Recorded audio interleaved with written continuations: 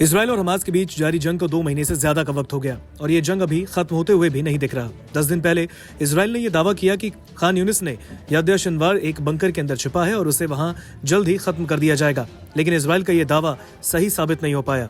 याद्या सिनवार अब भी इसराइल की पकड़ से बाहर है और वो अभी भी हमास का कमान संभाल रहा है और इसराइल के लिए रोज नई मुसीबत खड़े कर रहा है।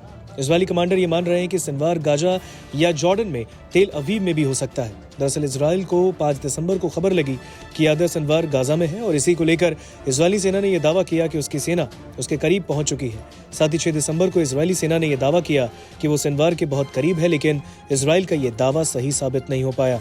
इजराइल के पूर्व सैनिक और शिन बेट यूनिट के कई पूर्व कमांडर ये मानते हैं कि सिनवार गाजा से निकल चुका है और शिन बेट यूनिट के एक पूर्व कमांडर ने कहा कि सिनवार इजराइल में छिपा हो सकता है। आपको बता दें कि याद्या सिनवार को वो इसराइल और हमास के जंग में हमास की कमान संभाल रहा है और सिनवार हमास के लिए युद्ध की रणनीति तैयार कर रहा है और अपने लड़ाकों को लड़ने के लिए ट्रेनिंग भी दे रहा है। साथ ही हमास और अल कस्साम को हथियारों की सप्लाई का काम संभालता है। अगर इसराइल सिनवार को ढेर करने में कामयाब हो जाता है तो ये जंग उसी समय खत्म हो सकता है।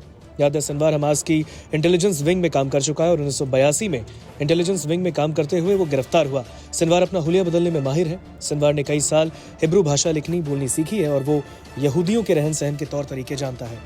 यहूदियों की उपासना पद्धति भी सिनवार जानता है और यानी सिनवार इसराइल के आम यहूदियों के बीच घुल मिलकर रह सकता है और इसलिए माना जा रहा है कि वो इसराइल में भी छिपा हो सकता है। इस समय इसराइल की टारगेट पर हमास की टॉप लीडरशिप है, लेकिन अभी तक दुनिया की सबसे मशहूर इंटेलिजेंस एजेंसी मोसाद भी इन्हें ढूंढने में कामयाब नहीं हो पा रही।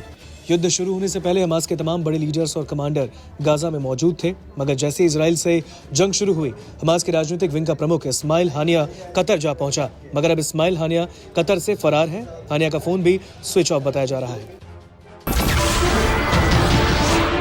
नमस्कार, मैं हूं मानक गुप्ता।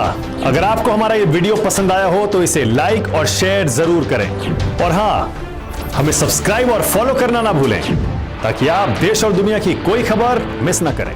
तो जुड़े रहिए हमारे साथ और देखते रहिए न्यूज़ 24।